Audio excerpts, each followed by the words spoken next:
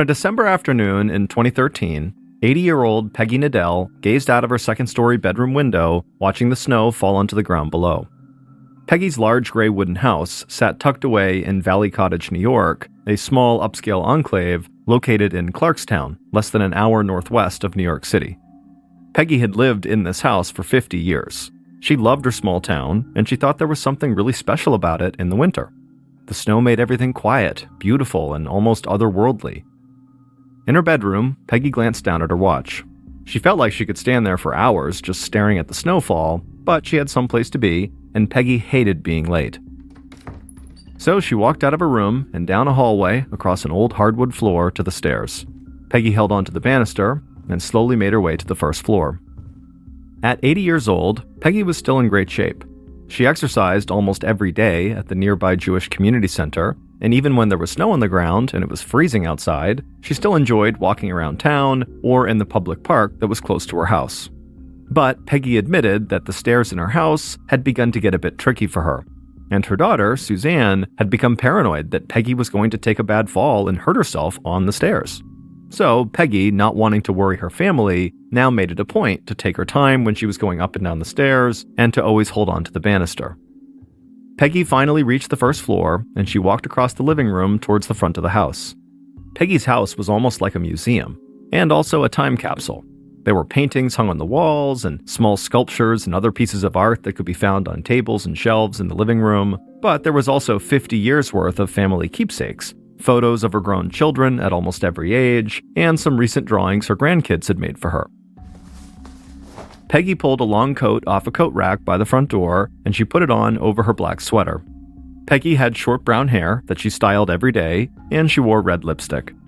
Peggy had been obsessed with fashion from a young age, and that obsession had never really gone away. So she always tried to look and dress her best whenever she left the house. Peggy grabbed a leather bag that contained books, notebooks, and pens. Then she set the house alarm by pushing on a keypad by the door, and then she walked outside across the porch to her car parked in the driveway.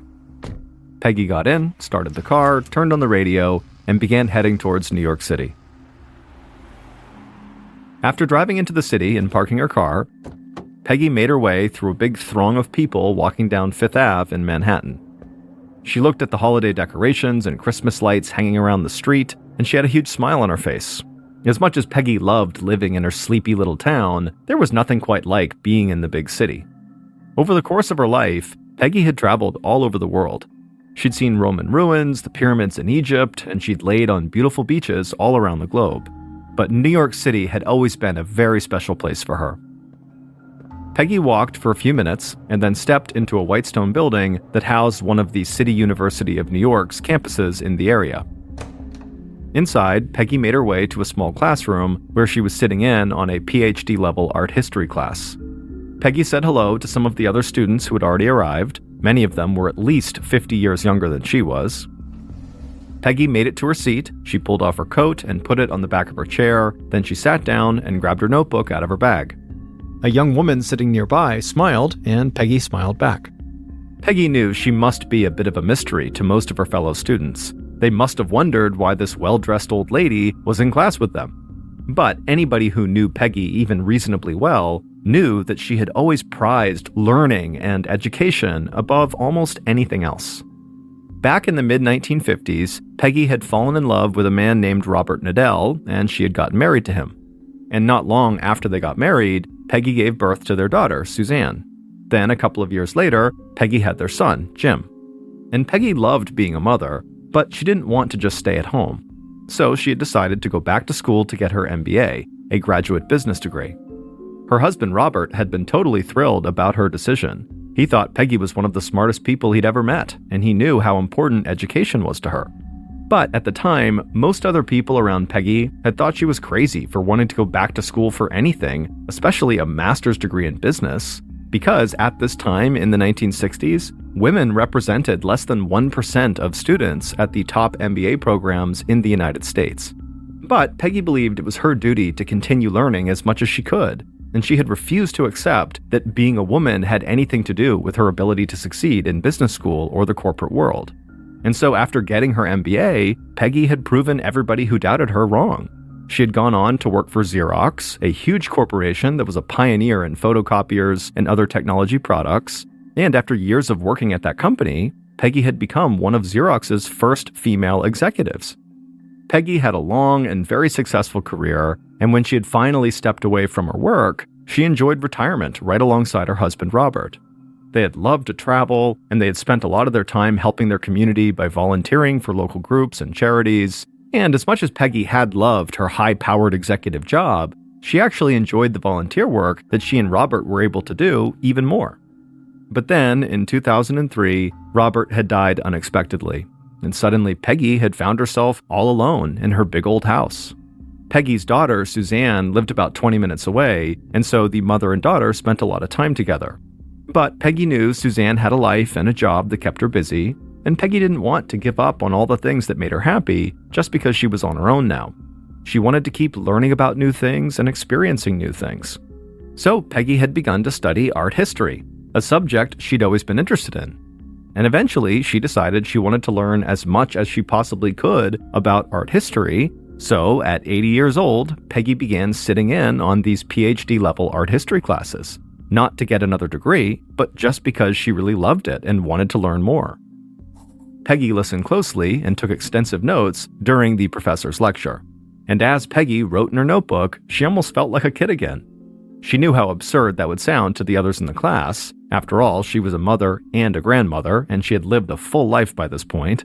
But Peggy felt like learning new things was really the best way to stay active and engaged in the world around her. Later that night, Peggy was in her bedroom, still thinking about what she learned that day in class, as she changed out of her clothes into her nightgown. Then, once she was changed, she sat down on her bed and she grabbed the home phone off the bedside table. Now, there were two people Peggy usually talked to multiple times a day: her daughter, Suzanne, and her daughter-in-law, Diana. Peggy knew both women liked to check on her a lot to make sure she was okay. Suzanne was paranoid about Peggy falling down the stairs, and Diana, who was married to Peggy's son and lived in Florida, worried about Peggy going out and driving when it was cold and snowing. Peggy regularly reminded her daughter and daughter-in-law that she was more than capable of taking care of herself, but she did love talking to them both and staying in touch. So Peggy called her daughter, Suzanne, and told her all about the day's art history class. Then, after she was done speaking to Suzanne, Peggy called Diana in Florida.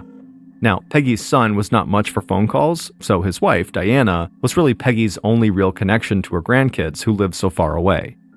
Peggy told Diana that she really missed everybody and that she was hoping she could pay for Diana and her son's 2 kids to come visit her in New York that summer. When Diana heard that, she got really excited and said the kids would love that. Eventually, the 2 women wrapped up the call and said goodnight, and then Peggy hung up the phone and walked over to the bedroom window. It was still snowing outside, and the snowflakes seemed to glow under the streetlights. Peggy was still struck by how beautiful the winter scene always looked, but now that she knew her grandkids were very likely coming to visit her, she could not wait for summer to arrive. Over a month later, on January 24, 2014, Peggy was in her room getting ready for bed again. Peggy had kept busy over the recent holiday season. She'd spent the first night of Hanukkah with her daughter Suzanne, and she had also talked to her daughter-in-law Diana and her grandkids in Florida almost every day. She'd gone to various holiday parties in town with close friends, and she continued to exercise at the Jewish Community Center. But despite how fun the holiday season had been, it still totally wore Peggy out, and she was still feeling tired weeks later. So she was hoping to sleep in late the following morning and get caught up on some much-needed rest.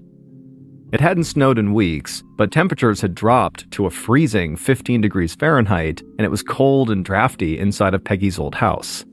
So she climbed into bed and pulled a whole pile of warm blankets over her. Then she turned off the lamp on her bedside table and eventually drifted off to sleep. But just a few hours later, at 1:17 a.m., so this is now on January 25th, Peggy woke up startled. Her home phone was ringing on the bedside table right next to her, and the sound had pulled her out of her dream. She took a breath and got her bearings, and then leaned over and flipped the switch on the lamp. Peggy looked at the clock next to the phone and saw how late it was, and she started to panic because she was worried that a phone call at this hour could only mean something bad had happened. Peggy sat up in bed and cautiously answered the phone, and then after talking to the caller for about a minute, Peggy relaxed. Now, Peggy was still a bit shocked from getting a call in the middle of the night that woke her up, But there was no emergency or any bad news. Peggy just had a couple of unexpected late-night visitors standing outside of her house. So Peggy got out of her bed, she walked to her closet and put on her robe and slippers. Then she headed downstairs and walked to the front door. She opened the door and smiled at the two people standing outside. But before she could let her visitors in, a loud, very high-pitched beeping sound began echoing through Peggy's house. Peggy had forgotten to turn off the house alarm before she opened the door. Peggy quickly punched in the code on the keypad right near the door, and it turned the alarm off, but the phone in the kitchen started ringing, so Peggy rushed to go grab it. The alarm company was calling to see if everything was okay, and Peggy would give them a password to let them know it really was her, and then she told them everything was fine. Then she hung up the phone and called out to her visitors to come inside. And they did. They joined Peggy in the kitchen, and she poured each of them a glass of water. Then the three of them sat at the kitchen table and talked for a few minutes, and then Peggy stood up and excused herself. Peggy walked through the living room and went up the stairs to the second-floor bathroom, which was a lot warmer than the one on the first floor. But when Peggy was done and about to leave the bathroom, she heard shouting outside and footsteps on the stairs. And so Peggy stepped out of the bathroom, and she was surprised to see her two visitors were standing right there outside. They were quiet and kind of awkward, and Peggy thought maybe the two of them were in the middle of some kind of argument that she had now just kind of butted herself into. But Peggy smiled at them and said, "Let's go down to the kitchen and keep on talking." Then Peggy walked past them, put her hand on the banister, and began walking down the steps. And the two visitors followed her. But before reaching the bottom of the stairs, Peggy heard one of her visitors begin to scream right behind her.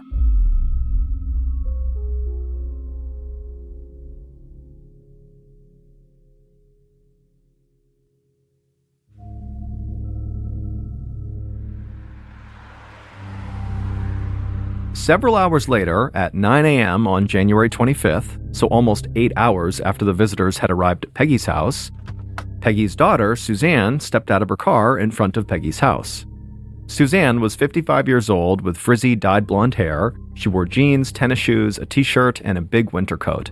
Suzanne had not inherited her mother's love of fashion. Instead, Suzanne preferred comfort over style. Suzanne walked quickly to the front door. It was bitterly cold out, but Suzanne barely noticed. She had woken up that morning and called her mother like she did almost every day, but Peggy hadn't answered. There was a chance Peggy could have just slept in or gone out to exercise, but Suzanne had tried calling back a little bit later, and Peggy still didn't answer. So Suzanne had called her sister-in-law, Diana, because she knew Diana usually called Peggy several times a day too, and Diana said she had called Peggy too at around 7:30 that morning, but Peggy didn't pick up, and so Diana said she left a message but still had not heard back yet. After talking to Diana, Suzanne was worried enough that she decided to just drive over to her mother's house to make sure everything was okay. Once Suzanne reached her mother's porch, she reached into her pocket and pulled out the key she had to her mother's house. She used it to open up the door, and then once she was inside, she called out for her mother, but there was no answer. So Suzanne began walking around the first floor of the house, and when Suzanne walked into the living room, she let out a blood-curdling scream. Suzanne saw Peggy's crumpled body on the floor at the bottom of the stairs. Suzanne instinctively ran to her mother, and when she got a good look at her, she saw there was a knife sticking out of Peggy's chest. And so Suzanne dropped down and just yanked the knife out and threw it on the floor, and then she leaned in and touched her mother's face, and she could feel that Peggy's skin had gone totally ice cold. Totally distraught, Suzanne took out her cell phone and dialed 911. When the emergency dispatcher answered, Suzanne began yelling that she needed help and that her mother must have fallen down the stairs while holding a knife and she accidentally stabbed herself.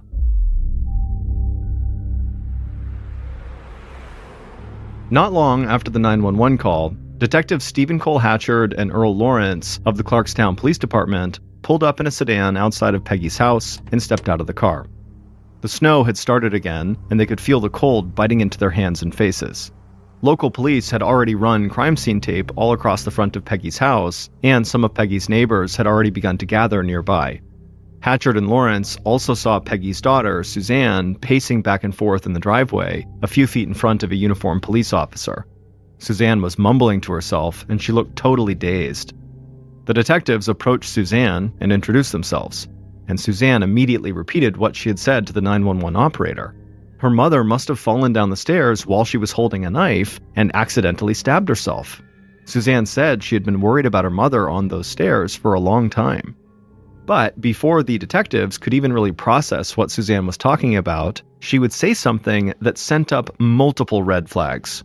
Suzanne told Hatchard and Lawrence that police would likely find her fingerprints on the knife because she had pulled the knife out of her mother's chest before trying to administer CPR on her mother. And Suzanne said her fingerprints were all over the house because she went to visit her mom there all the time. But Suzanne didn't stop there. She just kept on talking. And she would tell the detectives that her mom was really rich, but she said this was not how she wanted to inherit her cut of her mom's estate. Detective Hatchard told Suzanne to wait with the officer outside and that they would talk to her once they had searched the house. Then Hatchard and Lawrence walked towards the front door while Suzanne began pacing in the driveway again. The detectives couldn't believe what they had just learned. They hadn't even stepped inside the house yet, but already Peggy's daughter had admitted to tampering with evidence by pulling the knife out of her mother's chest. Suzanne had also tried to cover for the fact that her fingerprints would be found on a potential weapon and throughout the house. And she had given a clear motive for possibly having killed her mother by talking about Peggy's money. That said, Hatchard and Lawrence knew that people under stress could act in strange ways, especially when dealing with the death of a loved one. But neither of them had ever encountered anything like what had just happened with Suzanne. It sort of seemed like she had worked up a big cover story and then blurted all of it out as soon as cops showed up. Inside the house, detectives Hatchard and Lawrence found a small group of forensics officers searching for fingerprints, blood samples, and other physical evidence. When the local police had first arrived on the scene, they really weren't sure what they were dealing with, or if Suzanne's story about her mom falling with the knife was true, so a forensics team and the detectives had been called in. But when Hatchard and Lawrence reached the bottom of Peggy's stairs, they didn't need forensics officers to tell them that Suzanne's version of what happened was totally off. On the ground in front of the detectives was Peggy Nadell. She was dead and lying face up on the floor. The detectives crouched down and right away saw multiple knife wounds in Peggy's chest, and they saw the knife that Suzanne said she had removed lying on the floor nearby. And when detectives looked more closely at Peggy's body, they began to notice wounds on the side of her head as though she had been struck with a blunt object several times. And right near Peggy's face was this small sculpture, which was the bust of someone's head, and then near Peggy's hand was a gold metal ball, another piece of art. And so maybe those two things were the blunt object that had been smashed into Peggy. Also, the detectives saw bruising around Peggy's neck and throat, which most likely indicated that Peggy had been strangled at some point. In short, there was no way Peggy had just tumbled down the stairs while holding a knife, and that was how she accidentally killed herself. Clearly, this was a murder. Hatchard and Lawrence were appalled by what they saw. Any violent crime was bad enough, but neither of them could understand what type of person would attack a defenseless 80-year-old woman. The detectives assumed Peggy must have been struck in the head with either the small sculpture or that golden ball that were laying close by her body, but forensics officers said no fingerprints or physical evidence had been found on either of those objects. It was like they had both been wiped clean. So the detectives stepped away from Peggy's body and walked upstairs and went to search Peggy's bedroom. In the bedroom, they saw a few dresser drawers were laid out on the floor, and there was an open jewelry box on top of the dresser. Someone had clearly rifled through the jewelry box, but it was still filled with several expensive pieces. Hatchard and Lawrence looked around the rest of the room, and when they were done with their cursory check, they both had the same thought. This was not a robbery. If anything, this was a weak attempt by Peggy's killer to make it look like a robbery. By 1 p.m., so about 4 hours after Suzanne made that 911 call, Hatchard and Lawrence had finished their initial search of the crime scene and had briefed their boss on what they had found. They weren't sure exactly what had happened in the house, but they knew there was only one place to start their investigation, and that was with Peggy's daughter, Suzanne.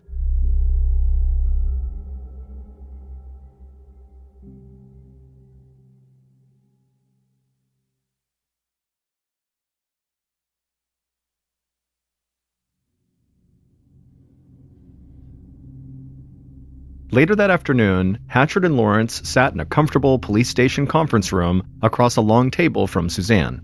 They wanted Suzanne to be able to talk freely and feel comfortable, which is why they had not brought her into a cramped interrogation room. The detectives had not found any direct evidence to pin Peggy's murder on Suzanne, but they had heard Suzanne's bizarre statements she made at the house, and they felt like that was definitely enough to go on. Detective Hatchard started by asking Suzanne to explain why she had been at Peggy's house in the first place. Suzanne talked about not being able to get a hold of her mom and how her sister-in-law Diana had had the same issue, so Suzanne had gone by her mother's house to check on Peggy. After all, Peggy was 80 years old, she lived alone, so Suzanne checked on her a lot. That made total sense to Hatchard and Lawrence, but then Hatchard asked Suzanne why she had been so preoccupied with her fingerprints potentially being found on the knife. And Suzanne's answer to this seemed even weirder than some of the stuff she'd said at the house. Suzanne leaned across the table and told them she watched a lot of TV shows and news programs about murder, so she knew the cops would very likely be looking at Peggy's family members as suspects, and so she wanted to clear herself. Hatchard and Lawrence could tell Suzanne really believed saying this was actually going to help her, but they thought this made her look even more guilty. Here was a person who watched TV shows that demonstrated how law enforcement tracked down killers, and then she had taken steps like tampering with a murder weapon that could throw investigators off her trail. The detectives ended up questioning Suzanne for several hours that afternoon, and at the end of it, as far as the detectives were concerned, Suzanne had done nothing to clear herself of her mother's murder. During the interview, Suzanne seemed kind of erratic, and she kept bringing up her inheritance. She said her mom was worth about $4 million, and now that she was dead, Suzanne would get half of it. By the end of the interview, several police officers who were watching the interview thought Hatchard and Lawrence had gotten enough damning statements from Suzanne to actually put her in custody. But the detectives knew that if they did that, word would very quickly spread all across the area that Suzanne had been arrested for murdering her mother. And once that rumor was out there, people would have a really hard time ever changing their minds about what they thought Suzanne had done, even if it was proven later on that Suzanne was actually innocent. So Hatchard and Lawrence talked over their various options, and ultimately they just didn't feel like they had enough evidence yet to justify holding Suzanne and potentially destroying her reputation. So they let her go. But as soon as Suzanne was out of the police station, Hatchard and Lawrence called a judge and they got a warrant to conduct full-time surveillance on Suzanne. Police would get stationed outside of Suzanne's home and her work, and they would watch her at those two locations and follow her anytime she left them.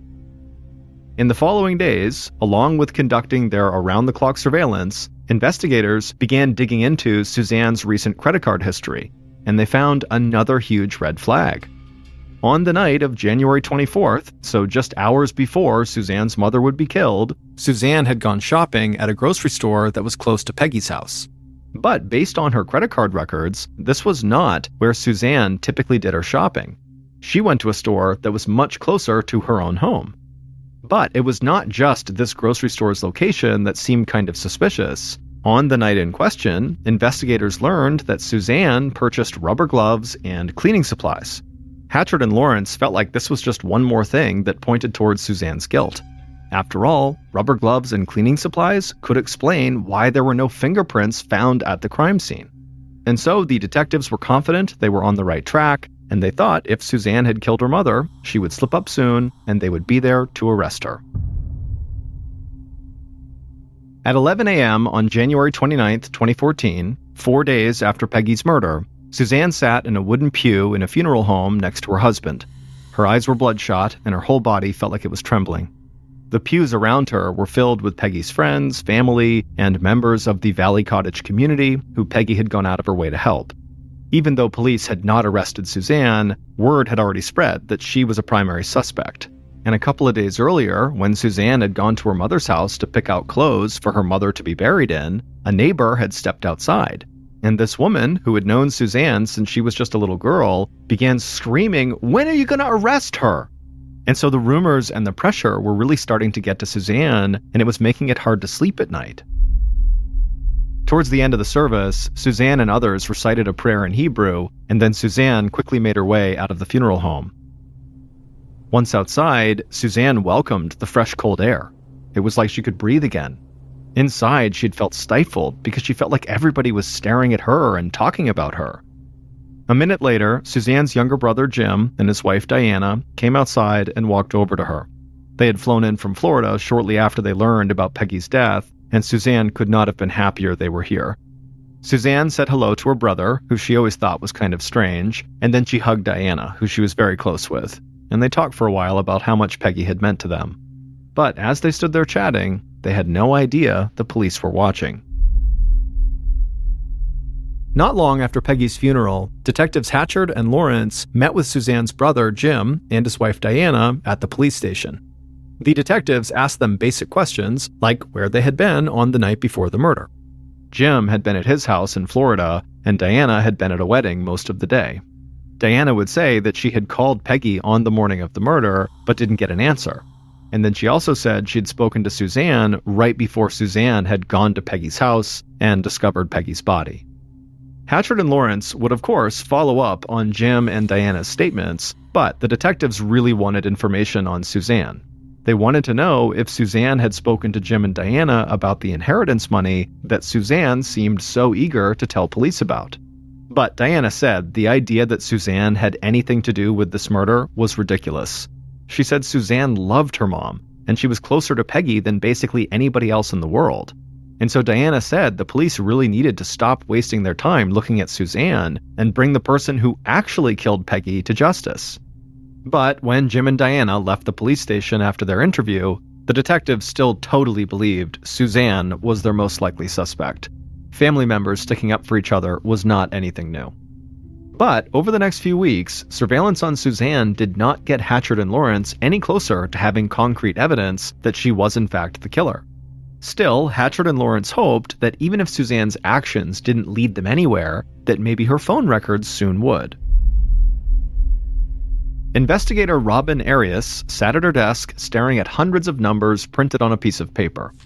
Most people's eyes would probably have glazed over, staring at all those numbers for as long as Arias had, but she could feel her pulse racing as she scanned the sheet of paper over and over. Arias was an investigator with the Westchester County District Attorney's Office, and she was an expert at analyzing phone data. Arias had begun working with Detectives Hatchard and Lawrence on Peggy's murder case, and currently she was studying calls that Suzanne made, and she was also looking at Peggy's phone records. Arias confirmed that Suzanne called Peggy multiple times before calling 911 on the morning of the murder. Arias also confirmed that Diana had also called Peggy and had spoken to Suzanne on that same morning. But now there was something on one of the sheets of paper, something from Peggy's phone records, that really leapt out at Arias. She could see that someone had called Peggy at exactly 1:17 a.m. on the morning of the murder. And this was a big deal because that time was basically right before Peggy was killed. But there was something else that struck Arias as odd about this call. The call had come from a number that didn't show up anywhere else in Peggy's phone records. Arias was checking the records to make sure she was right, but she was convinced that that late-night call was made by someone that Peggy did not normally speak to. And so finally, after scanning the pages several more times, Arias was sure she was right about that phone number, that it was really unique. So she grabbed her own phone and she made a few calls. Detective Hatchard was at his desk going over notes from Peggy's murder case when Arias called him. And as soon as Hatchard answered, he could tell Arias had big news. She was known to be very calm, cool, and collected basically all the time, but immediately Hatchard could hear the excitement in Arias's voice. Arias told Hatchard about the strange number that had popped up in Peggy's phone records just before her murder. But Arias said this was just the tip of the iceberg. She looked into that number and learned that it came from a phone that was not actually registered to anyone. It was something called a burner phone.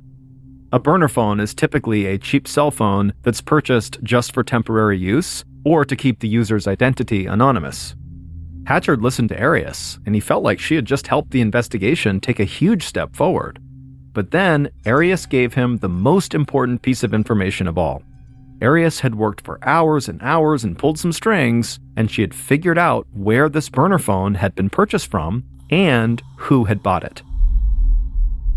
Hatchard thanked Arias profusely for all her help, then he hung up the phone and rushed over to Lawrence's desk to tell him what he just learned. It would take the detectives a while to follow up on all the information Arias had provided them, But once they had gone through all of it, they would figure out who killed Peggy.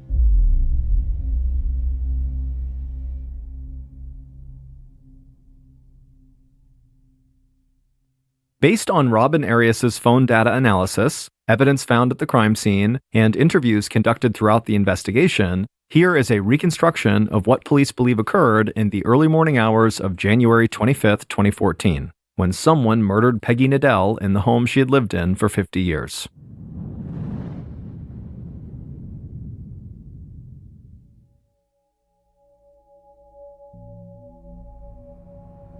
On that day, just after 1 a.m., the killers, plural, drove through the town center of Valley Cottage.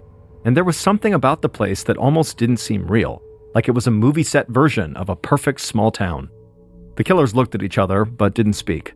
They knew what they were about to do would leave this entire community in complete shock. A few minutes later, the driver pulled onto Peggy's street and then parked in front of Peggy's large gray house. A few porch lights were on at some of the nearby houses, but overall, the neighborhood was totally quiet. In the car, the passenger reached into their pocket, took out a phone, and called Peggy's home phone number. This was the call that came through at 1:17 a.m. The passenger's voice was bright and cheery when Peggy picked up on the other line. The passenger said they were so sorry to call late, but they had been in the neighborhood and they really needed to come in and talk to Peggy face-to-face about something. Peggy seemed frazzled, but she said to give her a few minutes to pull herself together and she'd come downstairs and let them in. The passenger hung up and then handed the phone to the driver, who slipped it into their pocket. Then the passenger reached down into a bag that was on the floorboard and pulled out 2 pairs of gloves and handed one of the pairs to the driver. Both killers put the gloves into their coat pockets. Then the driver reached into the back seat and grabbed a small leather bag that had a strap on it, and the driver slung that bag over their shoulder. The killers then looked at each other and then stepped out of the car into the frigid winter air and began walking across the yard towards Peggy's front door. As soon as they reached the front door, Peggy opened it up with a big smile on her face. But before the killers could step inside, Peggy's alarm system went off and the phone in the kitchen began to ring. The killers waited while Peggy dealt with the alarm company, and then they walked into the house and joined Peggy in the kitchen. The killers sat down at the table and Peggy brought them some water. They all sat and talked for a few minutes before Peggy said she had to go use the bathroom and headed upstairs. While Peggy was upstairs, one of the killers, the passenger in the car, said it was time to act, and that the driver needed to be the one to actually do the job on their own. But the driver said no, they both needed to do it to make sure Peggy didn't fight back. But the passenger just barked back that, come on, Peggy's an old woman, it won't take 2 people, and pretty soon the 2 killers were basically shouting at each other. But quickly they stopped because they did know they did need to act soon, and ultimately they agreed they would do it together. So the killers slipped on their gloves, and the driver took the leather strap off of their bag, and then the killers ran out of the kitchen, through the living room, and up the stairs. But when Peggy walked out of the bathroom and saw them, the killers just kind of froze there, staring up at her awkwardly. Peggy smiled at them and didn't really know what to make of this, so she walked past them and just began walking down the stairs, and the killers followed her. But as they were going down the stairs, the killers knew that if they were going to do it, they needed to do it right now. So the driver just suddenly screamed and rushed Peggy from behind and wrapped that leather strap from the bag around Peggy's throat. Peggy and the driver stumbled down the stairs and hit the floor on the first floor, and the driver just kept pulling that leather strap tighter and tighter, strangling Peggy, but Peggy was somehow managing to put up a pretty good fight. The driver began to yell in frustration that this woman won't die, so the passenger ran into the living room and grabbed 2 pieces of art, a small bust of a person and a gold medal ball. And the passenger ran back to the stairs with these objects in their hands. When the driver saw the passenger carrying these weapons, the driver let go of their stranglehold on Peggy and kind of backed away. And then the passenger kind of looked at the 2 objects in their hands and dropped the lighter gold ball onto the floor, opting to use the bust instead. Then the passenger got down on their knees, held up the small statue, and began slamming it over and over again into the side of Peggy's head. Blood spilled from the wound, and Peggy flopped over onto her back. Eventually, the passenger dropped the statue on the floor and backed away. And as the killers stood there staring at their victim, they began to hear breathing still rattling from Peggy's chest. So, without hesitation, the passenger ran to the kitchen, threw open a drawer, and grabbed a large kitchen knife. Seconds later, the passenger ran back to the base of the stairs. They got down on top of Peggy and just began stabbing her over and over and over again in the chest until Peggy stopped breathing, went limp, and died. The passenger just left the knife plunged into Peggy's chest, and then the passenger stood up, and the two killers ran back to the kitchen where they grabbed their cleaning supplies and they wiped down their water glasses, and then they ran back over to the foot of the stairs and they cleaned off the statue that had been used to bludgeon Peggy. They also wiped down the knife handle and the gold medal ball. Then the killers went upstairs to Peggy's room, and there they put a couple of dresser drawers out on the floor and took a few pieces of jewelry from a jewelry box in an attempt to make it look like Peggy's murder had just been the result of a robbery. Satisfied with their work, the killers walked downstairs, stepped over Peggy's body, went outside, and got back into their car. The passenger then told the driver to dispose of that burner phone and also dispose of the leather strap they had used to strangle Peggy. The driver said they would, and then the pair drove off. Several hours later, the passenger killer was heading to an airport in Washington, D.C. when their phone rang. It was their sister-in-law calling. The passenger answered the phone and then told their sister-in-law that they too had called Peggy earlier that morning, but Peggy hadn't answered and they had no idea why. It would turn out Suzanne had nothing to do with her mother's murder. But Suzanne's sister-in-law, so Peggy's own daughter-in-law, Diana, did murder Peggy. Suzanne's strange behavior following her mother's murder had most likely been a combination of grief and shock. And the fact that Suzanne had bought rubber gloves and cleaning supplies just hours before the murder was nothing more than a truly unfortunate coincidence. But it turned out that Suzanne was not the only person in the family who had spent time thinking about the millions of dollars in inheritance money that would come their way if Peggy died. Diana had thought about that money a lot, and she knew that her family would get $2 million, so half of Peggy's wealth, when Peggy was dead. But there was a catch. Diana had discovered that Peggy stipulated in her will that Diana would get nothing if she and Jim, so Peggy's son, got divorced. And Diana had badly wanted to divorce Jim. But when Diana had learned about Peggy's will and that stipulation, she realized she had to make sure Jim got a share of Peggy's money before she left Jim. Then, once Jim had his millions, Diana could get her cut through a divorce settlement. So Diana had spent weeks putting together her plan to have Peggy murdered. And then she had paid someone to come on as a partner to help her set everything up. The plan Diana conceived was purposefully convoluted because she thought that would throw police off of her scent. But the phone records, and specifically her use of the burner phone, had allowed investigators to totally unravel Diana's plan. Phone data analyst Robin Arias had discovered the use of the burner phone and had tracked its purchase to a shop in Florida just minutes away from where Diana lived.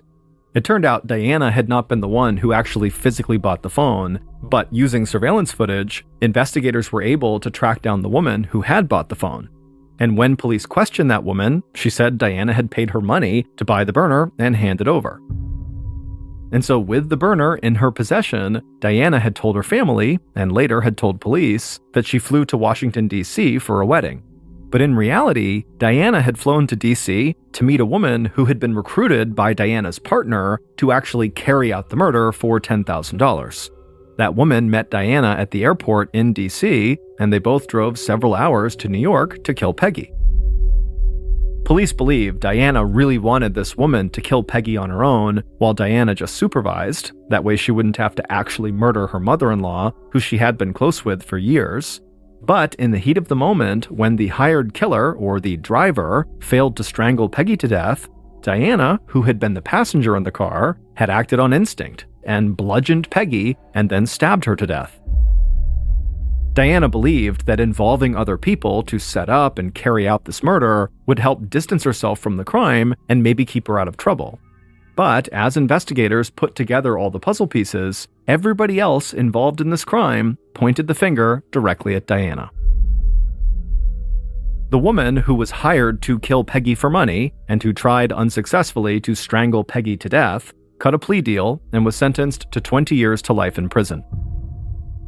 And while she was awaiting her murder trial in prison, Diana was recorded making phone calls trying to arrange the murders of 2 witnesses who could testify against her. Diana was found guilty of plotting to murder those witnesses, and as a result was sentenced to 15 years to life in prison.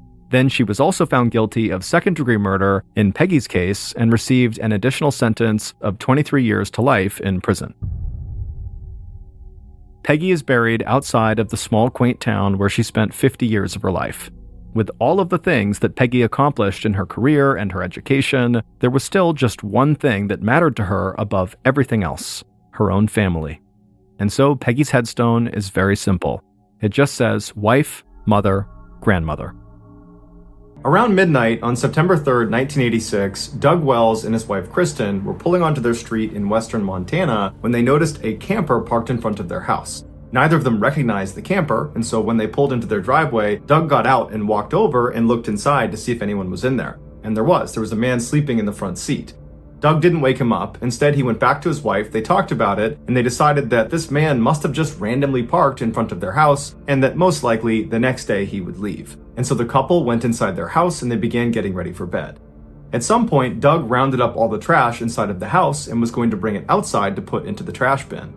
And when he went outside, standing in his front lawn is the same guy who was just sleeping inside of the camper. And so Doug very cautiously goes down the front steps and he yells out to this guy and says, what are you doing here? And immediately the man put his hands up and said he meant no harm. He said his name was Wayne Nance, and he actually worked with Doug's wife, Kristen, at the furniture store in town. Wayne went on to say that he happened to be driving down their street earlier that day, and he spotted someone standing outside one of their windows looking in their house, and he knew it was Kristen's house, and he looked in their driveway, and he saw that Kristen wasn't home, and it looked like nobody was home. And so he decided he would just park out front and try to scare off this person and wait for Kristen to get back. But by the time Kristen got back, he had fallen asleep. Doug was totally caught off guard by this whole situation. The idea that there's this guy on his property talking about another guy that was lurking around his property. And so he asked Wayne, did you see this guy again after that first time you saw him? And Wayne said no, he hadn't, but he didn't have a flashlight. And so maybe if Doug went in the house and got some flashlights, the two of them could walk the property and make sure nobody was there. Doug thanked him for the offer and said, okay, well, why don't you come in the house and I'll go look for those flashlights. And so Doug led the way inside of his house. And as soon as Wayne got in the house and shut the front door behind him, he pulled out a metal pipe he was hiding and smashed Doug over the back of the head. Doug turned around and Wayne hit him again over the face. And before long, the two of them were struggling on the ground. Kristen, who was upstairs, heard the commotion, and she came running down the stairs, and she sees at the bottom her husband, who's bleeding profusely from his head. He's covering himself up on the ground, while Wayne, her co-worker, is standing over him, punching and kicking him. Before Kristen could do anything, Wayne noticed her up on the stairs, and he drew a pistol and aimed it at her and told her to come down here and tie up your husband's arms and legs. Kristen, who's in shock, is just hoping this was just a robbery and that they would have their lives spared. And so she does as she's told. She walks down, Wayne throws her some cord, she ties up her husband's arms and legs, and then afterwards, Wayne leads Kristen back upstairs to the bedroom where he ties her up as well. After that, Wayne went back down to the main floor where Doug was still laying on the ground, and he grabbed Doug by the legs and he pulled him down the flight of stairs to the basement where he tied him up to a pole, and then he savagely beat him with the pipe before Wayne pulled out an 8-inch blade and plunged it directly into Doug's chest all the way in. And then when he pulled it out again, Doug slumped over. Wayne went back upstairs all the way to the second floor to check on Kristen, and he saw she had managed to get partially out of her restraints, and she was reaching for the landline, and so he jumped on top of her and managed to restrain her all over again, and then after he was confident in her restraints, he went back downstairs to make sure Doug was dead. When he got down there, he saw Doug was still slouched over in the same position he had left him, and so Wayne assumed Doug must be dead. And Wayne went back upstairs to assault Kristen. But Wayne was wrong. Doug wasn't dead. And after Wayne went upstairs that second time, Doug, despite his horrific head and chest injuries, managed to wriggle out of his restraints and then hobbled over to a workbench where he had a rifle laying out because Doug was actually a gunsmith. And so he took the rifle and he loaded it with the one round he found on the table. And then he walked over to the base of the stairs, he raised his rifle, and he made his way up to the main floor. He didn't come in contact with Wayne, and he looked around the first floor, he didn't see him, and he heard his wife screaming upstairs. And so he made his way to the next set of stairs and began walking up with his rifle raised. At the top of the stairs to the second floor, there was a hallway that ran right and left out of sight. And so as Doug is making his way up, he can hear off to the left, out of view, his wife screaming in the bedroom, and he can hear the sound of very heavy footsteps running down the hall towards the landing where he is. And so Doug positioned himself in the stairwell, he took aim about chest height with his rifle, and he waited for their attacker to show himself. And so as soon as Wayne came flying around the corner with his knife in his hand, Doug just fired one shot that struck him right in the stomach.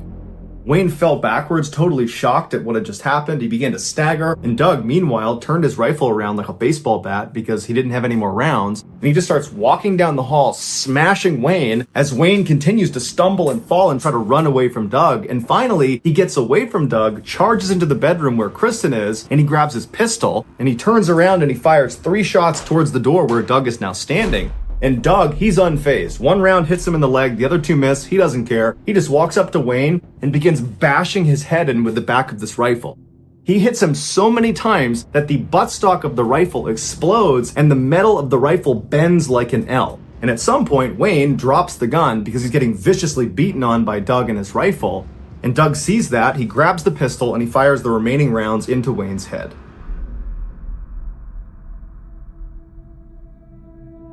Police and paramedics would show up shortly thereafter, and Doug, Kristen, and their attacker Wayne were all rushed to the hospital. Doug and Kristen would make full recoveries. As for Wayne, he would die the following day from his injuries.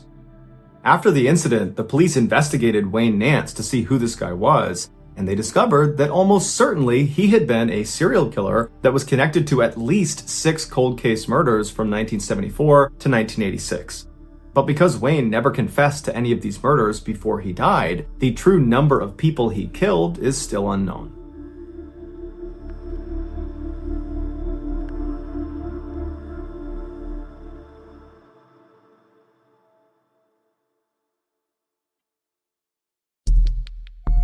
Our next story is called The Ring.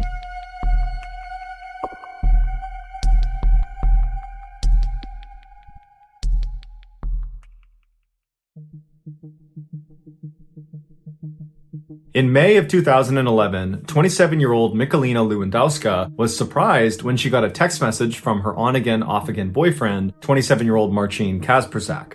The pair had actually previously been engaged and had a 3-year-old son together, but they just could never seem to make it work for longer than a couple of months at a time.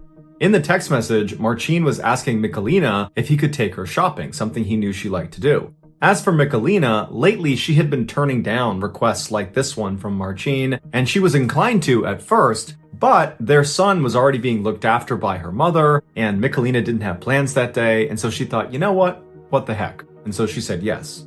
So Michalina took a shower and got ready, and even put on her engagement ring that Marcin had given her, and then she waited by the door.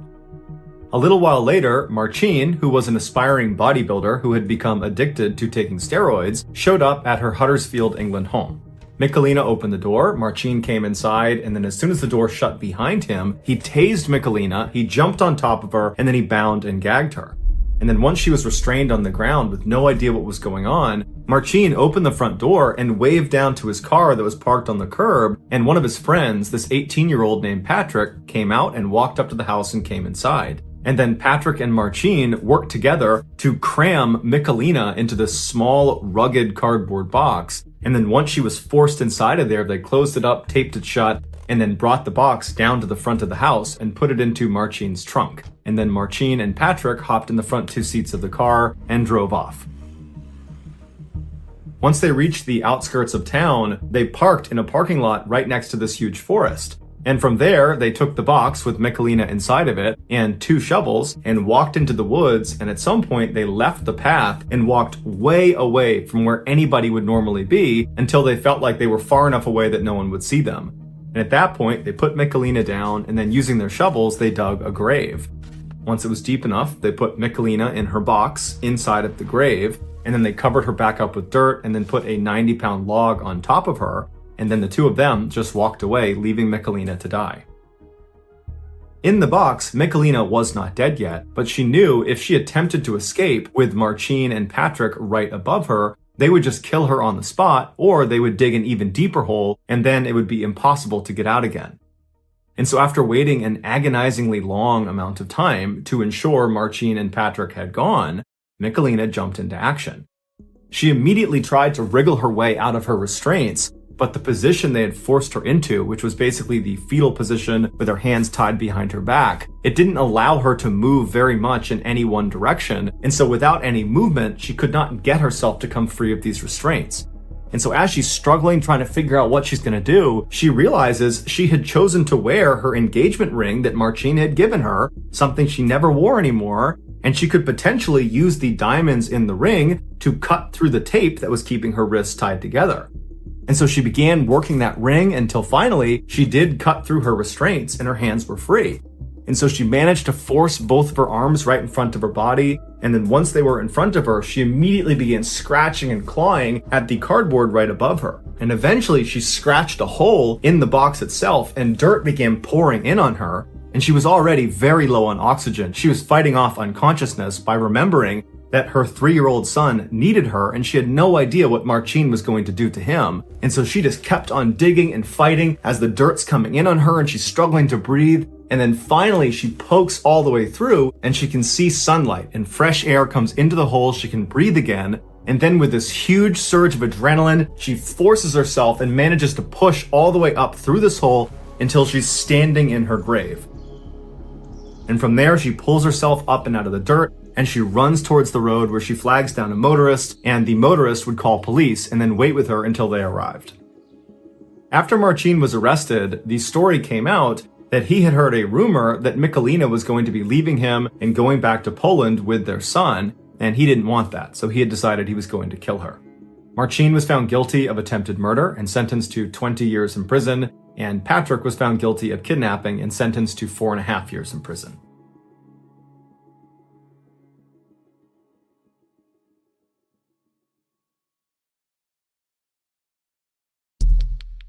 The next and final story of today's episode is called Strange Calls.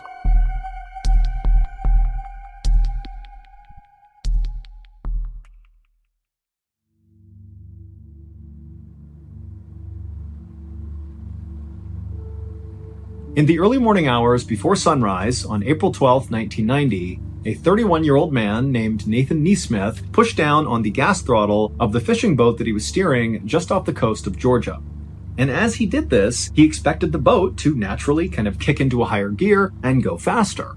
But as he pushed that throttle down, nothing really happened, and the boat just kind of sputtered along, going about half the speed that he expected it to go. Confused, Nathan stepped away and began making his way out towards the deck, where his younger brother, Billy Joe, who was actually the captain of this fishing boat, was out there taking a nap, and Nathan figured, if there was any issue with the boat, Billy Joe was the guy to talk to. He would know how to fix it. Now, for context, the two brothers were on the first day of a 7-day fishing trip that actually Nathan was not supposed to be a part of. The crew was originally going to be Billy Joe, the captain, and the one who actually rented the boat, along with Billy Joe's nephew and also 2 other commercial fishermen. But at the last second, those 2 other commercial fishermen had bowed out, and Nathan and a friend had volunteered to go to round out the crew. Now, Nathan and Billy Joe, they came from a fishing family, but it was really only Billy Joe who had pursued the family business. Now, Nathan was perfectly handy out on the water and did know how to fish and knew his way around a fishing boat, but compared to Billy Joe, there was a massive gap in experience. Billy Joe was the fisherman, and Nathan really was not. But Nathan and Billy Joe were very close, and so as soon as Nathan heard Billy Joe was in trouble and needed some more fishermen, Nathan didn't hesitate to say he would do it. Because really, for their entire lives, that was sort of their dynamic. Even though Nathan was the older brother, it was Nathan who looked up to Billy Joe, and any chance he got, he would do anything to help Billy Joe. And Billy Joe really respected that and loved that about Nathan. But now, as Nathan made his way out to the deck to wake his brother up to tell him on the first day of the trip, right as Nathan's taking the wheel, that something's wrong with the boat and I can't fix it. And also, Nathan was enormous, like 250 pounds, well over 6 feet tall. He was huge, this big physical presence, but he really was not mechanically savvy at all.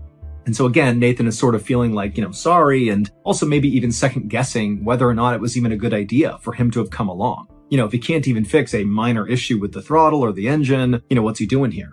But when Nathan woke up his younger brother and explained the issue, Billy Joe was not upset. He was like, okay, we'll go down below and we'll take a look at the engine and make sure everything is okay. However, when they went down and Billy Joe opened up this hatch to look at the engine, Smoke immediately came out, and it was very clear to Billy Joe anyways, that this was not like a minor issue. Something seriously was wrong with the engine. This was a big problem.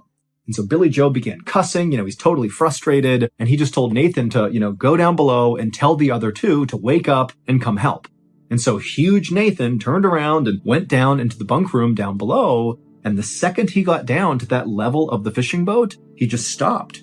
Because there was at least a foot of water in the hallway and in the bunk room when he went inside. And so Nathan screamed at the other two fishermen to get up. And so they got up and they're looking down, they're seeing all this water. And so they're starting to panic. And Nathan, he goes back upstairs and he yells to Billy Joe, who's dealing with this engine issue, that in addition to that, it appears the boat is also sinking. And so Billy Joe is like, get buckets, go down there and start bailing out the water. I'm going to call Mayday.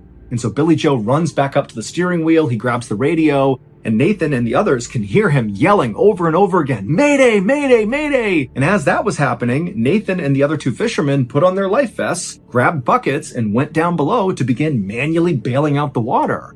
But the second they got down there, it was very obvious the water, wherever it was leaking into this ship, was coming in way faster than they could potentially bail out. But they kept doing it, getting the water out as fast as they could, trying to stay calm. They can hear Billy getting more and more frantic, yelling Mayday over and over again. And then all the lights inside of the ship began to flicker, and then they went out, and they were cast into total darkness.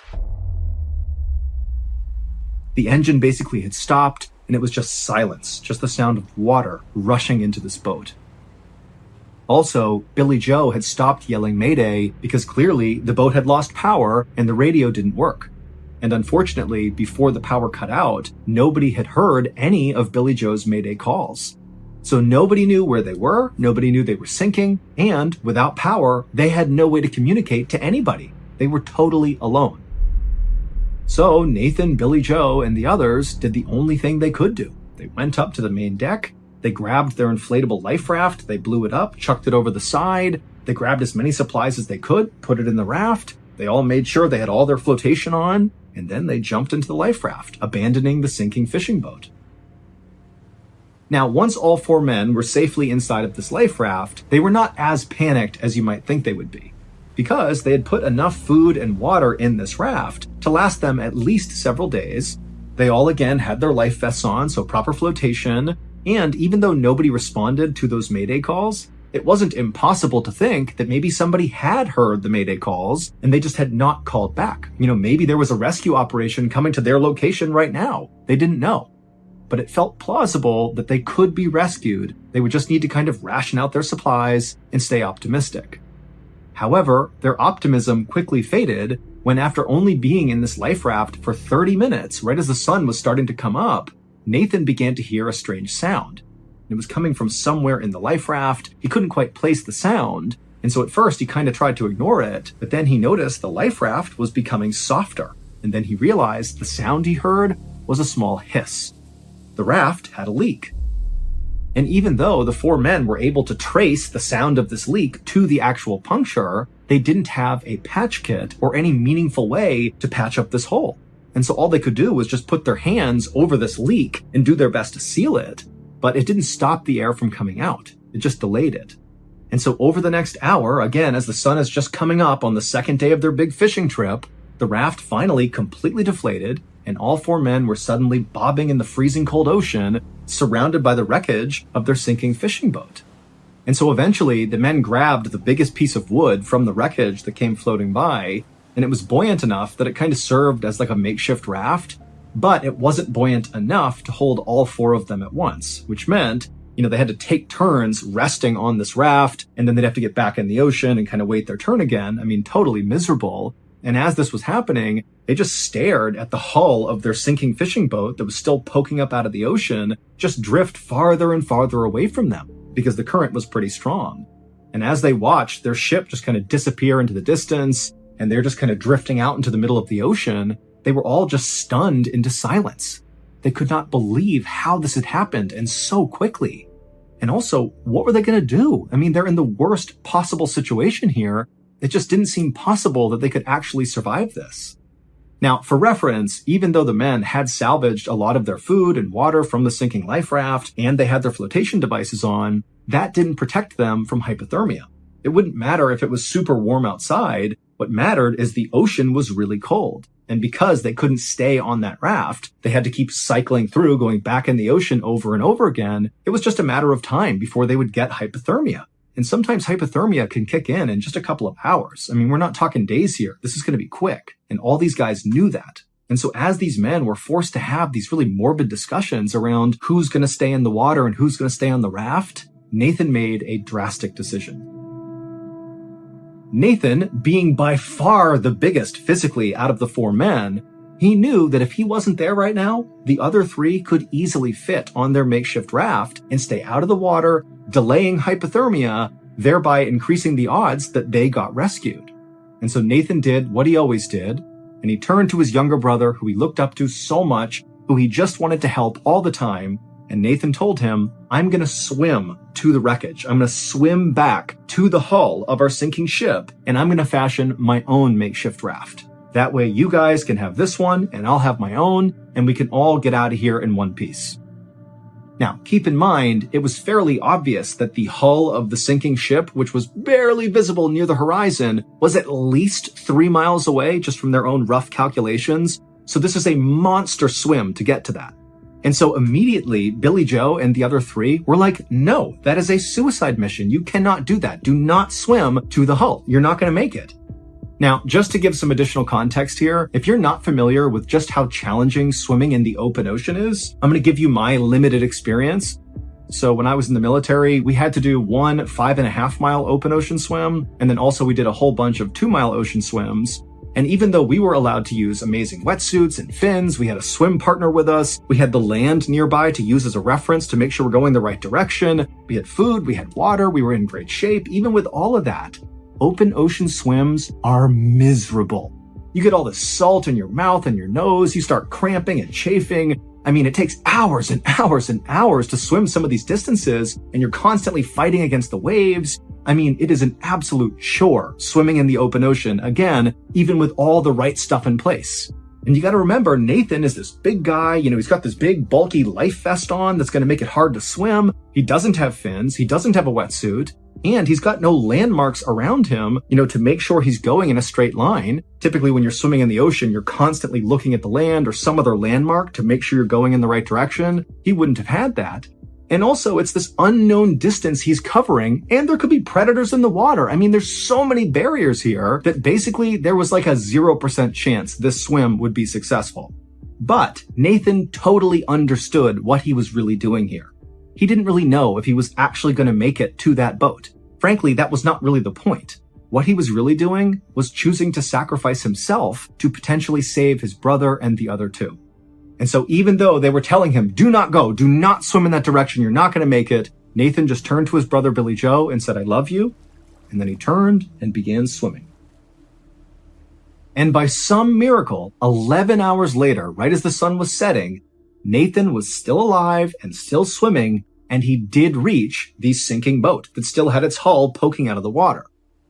Now, when Nathan got to the sinking ship, he was almost dead from dehydration, from hypothermia. I mean, he's miserable, but he's made it to his destination completely against all odds. He climbed up onto this hull, and he found a spot on the hull of the ship that supported his weight, and he managed to tie himself using some rope or maybe his life vest to the hull, so he was anchored in place. And then he didn't get to sleep, because the whole time he's thinking, this thing could sink under the water at any point, and it will drag me with it because I'm tied to it, or he could just drift off of it if his rigging kind of came undone, if he was asleep. And so all night, beyond exhausted, he's just holding on to this hull, not really sure what's going to happen, but here he is, just waiting it out. And then finally, when the sun came up that next morning, as Nathan looked around him, he's in the middle of the ocean, he sees in the direction he had come from, this pillar of smoke coming up over the horizon. And so Nathan, he rubs his eyes, he can't believe it, he's thinking, there's no way, there's already a ship out here, we're in the middle of nowhere. But sure enough, slowly but surely, this massive freighter ship came into view that was very far away. It's not near Nathan, but he can see it clear as day. And where this ship was basically circling was roughly where he believed his brother and the other 2 fishermen were still floating. And so he's thinking, oh my goodness, the freighter is going to save them, and then it's going to come save me. And so Nathan just clung onto the hull and watched as this freighter made these big, slow loops right around that same area. And then the freighter came to a full stop, and it appeared to lower something down into the water. It seemed very much like a full-blown rescue operation. And then, about 3 hours after he first spotted this freighter, the freighter began to move again, and this time directly towards Nathan. Nathan was so relieved he could practically cry. But instead what he did is he thought, they're going to be here in a minute. I'm finally just going to close my eyes and go to sleep. And so he put his head down on the hull, looked one more time at the freighter, and then closed his eyes. Now, Nathan would be rescued, but it would not be by that huge freighter ship. Nathan eventually had opened his eyes after closing them for a second, and he saw this freighter that had been coming straight for him at some point had kind of deviated and gone in the wrong direction and then vanished over the horizon, never to be seen again.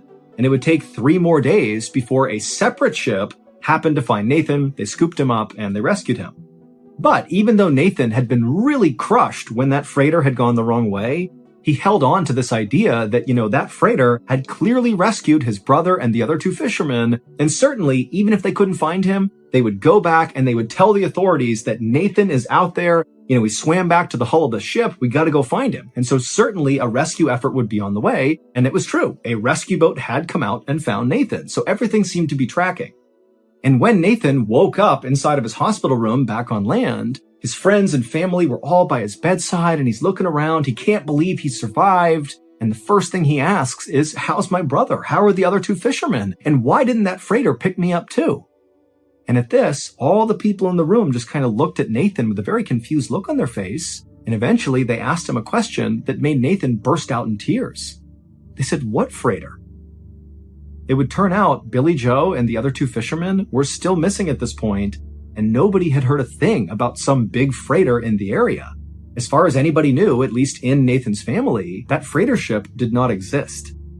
The search for Billy Joe and the remaining 2 crew members went on for weeks and weeks, and while the active search out on the ocean was going on, the Coast Guard and police were searching through every record they could possibly find of basically any ship that was even roughly in the area where Nathan and the others had been. But despite looking everywhere, there was basically no sign that any ship of any kind had been there beyond the rescue operation that eventually scooped up Nathan. And so again, it seemed very likely that that freighter ship didn't exist, and, it was possible that Nathan, in his very deteriorated state, had maybe hallucinated it. Although Nathan was adamant, he definitely saw that ship. It did not feel like, a multi-hour-long hallucination. It felt like he was watching a ship. He was sure of it. But again, there was just no proof, and so nobody knew what to think of that. And then eventually, even though there was this huge search going on, there was just no sign of Billy Joe or the others, and so eventually the search was called off, and unfortunately, the presumption was Billy Joe and the other 2 were now dead. 5 months later, on the afternoon of October 5th, 1990, the phone rang inside of Nathan's sister's home. Now, by this point, the victims' families had all tried to sort of restart their lives following this tragedy, but deep down, none of them could truly accept that Billy Joe and the other 2 fishermen were just gone. They just couldn't do it. It was too soon. It felt like, any moment they were going to get news that, they had been rescued by some freighter ship or something. And so anytime a phone rang in any of these families' homes, it's like they would rush to the phone with the sense of hope that this time it's going to be different. Their loved ones are going to be okay, only to obviously be crushed when that was not the case. But on this day, on October 5th, that phone call that came through in Nathan's sister's home, that one was different. When Nathan's mother picked up this phone call in Nathan's sister's home, she answered it and said hello, and right away she thought, oh, this has to be a wrong number, because the person who was calling was speaking in rapid Spanish and she didn't understand what they were saying. But as she was about to hang up, the caller intermittently throughout their rapid Spanish began saying something in English that Nathan's mother could understand, and it totally shocked her. The caller kept saying Nathan's sister's name over and over again, followed by Nathan's sister's phone number, like on repeat, the name, the phone number in English over and over and over again. And Nathan's mom is so caught off guard by this that she just listened, not even sure what to do. And then before she could ask any follow-up questions, the caller cut the line and the phone call was over.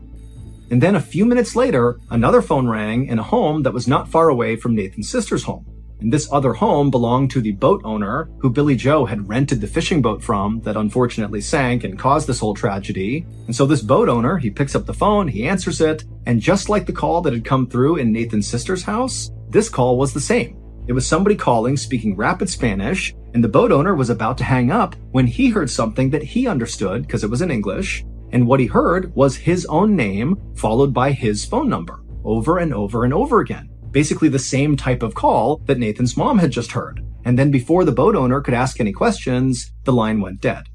Now, one phone call like this, you could chalk up to maybe a prank or a wrong number or just a really weird coincidence. But to have those two calls happen within minutes of each other and basically take on the exact same form, but different names and different phone numbers, it just seemed way too coincidental to not be somehow connected to the missing fisherman. Because the link between these two households where these calls came in was the doomed fishing trip. And these calls did not stop. Every few weeks after this first time these calls came through, the phone would ring in Nathan's sister's house or in the boat owner's house, and it would be the same thing all over again. Rapid Spanish followed by either Nathan's sister's name and then her phone number, or the boat owner's name and his phone number. Just like that for weeks and weeks and weeks. And so as soon as this started happening, Nathan's family and the boat owner, they figured out they were both getting these weird calls, and they contacted authorities, which kind of restarted the search for Billy Joe and the missing fisherman, because now it seemed very plausible that maybe Nathan really had seen a freighter, and that freighter really had picked up Billy Joe and the others. And maybe they had been taken to another country, a Spanish-speaking country, and maybe people were trying to get in touch with the families now to get them back home. Or, of course, there could be a negative side to this, that maybe they were captured by some rogue vessel and were being held by these people who were calling. I mean, there's any number of theories, but it made authorities wonder, hey, what's going on here? And so authorities got in touch with Mexican authorities and other Spanish-speaking country authorities and tried to figure out if there was any chance that there was, a vessel out there around the time that Billy Joe and the others were missing that in theory could have maybe illegally been in that area or something. But despite this kind of exhaustive effort to kind of look again to see if maybe there was a freighter in that area, there was just no evidence that there was. It made no sense, but the authorities said, look, we have no idea what these calls are about. We still do not think that freighter or any ship that even resembled a freighter was out there. We still believe that Billy Joe and the others are dead. But as for the victims' families, they just didn't buy that. They really believed that these strange phone calls were somehow connected to Billy Joe and the missing fisherman. Specifically, these calls must signal that Billy Joe and the others were still alive. They just had no evidence to support that. That is, until March 6th, 1991, so almost a year after the doomed fishing vessel sank and Billy Joe and the others went missing. On that day, the phone rang inside of Nathan's sister's home, and she answered it, and it was the voice who spoke in rapid Spanish, but this time they spoke in perfect English, and all they said was, "I'm bringing him home." And then the line went dead. And Nathan's sister screamed and she yelled for her husband to call police. They contacted the authorities. And again, it kind of brought back to life the search for Billy Joe and the missing fisherman. And then after this call, there was a near constant presence of authorities on the Georgia coastline, basically looking out to the water, waiting, hoping for Billy Joe and the others to return. But unfortunately, they never did. And following that last phone call where the caller spoke in perfect English and said, "I'm bringing him home," after that, the call stopped. And so to this day, no one has ever been able to actually figure out what happened to Billy Joe and the other two fishermen.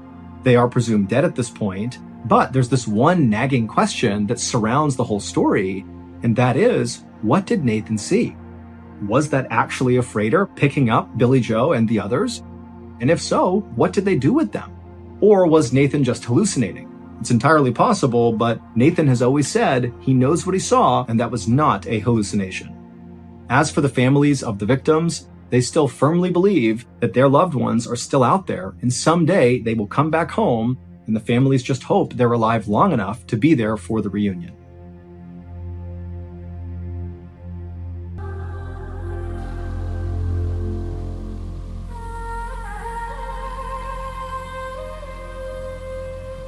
Oh, 0532. The phone vibrates. In a room still wrapped in darkness, one short message.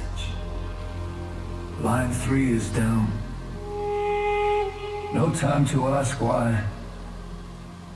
Only one thing matters.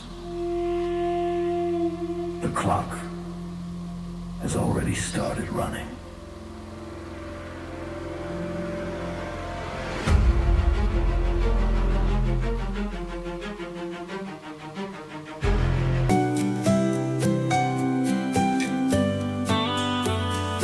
Whispers of the night are calling.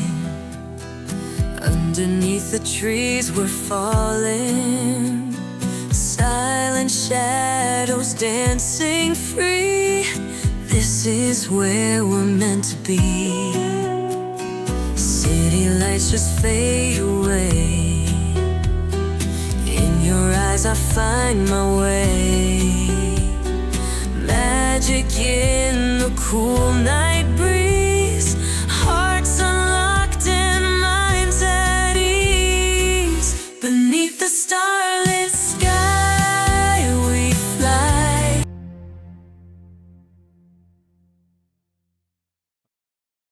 A quick note about our stories: they are all based on true events, but we sometimes use pseudonyms to protect the people involved, and some details are fictionalized for dramatic purposes. The MrBallen podcast, Strange, Dark, and Mysterious Stories, is hosted and executive produced by me, MrBallen. Our head of writing is Evan Allen. Our head of production is